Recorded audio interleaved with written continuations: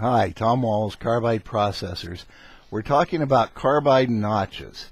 Unless you retip saw blades, you've probably never thought about the carbide notch. The steel tip has a little notch cut where the carbide tip fits. This carbide notch, the angle of the carbide notch determines the angle of the saw tip. Also with laser cut plate, you get a heat affected zone, you get some carbon migration towards the heat. You get what blacksmiths call some upsetting.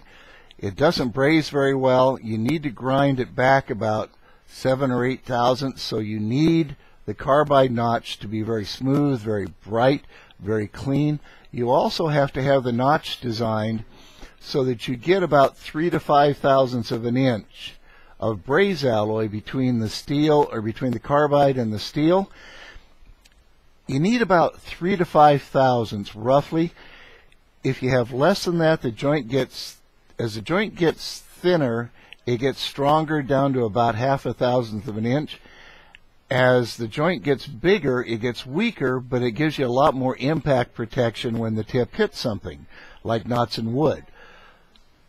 Usually, typically about 3 to 5 thousandths, maybe a little more.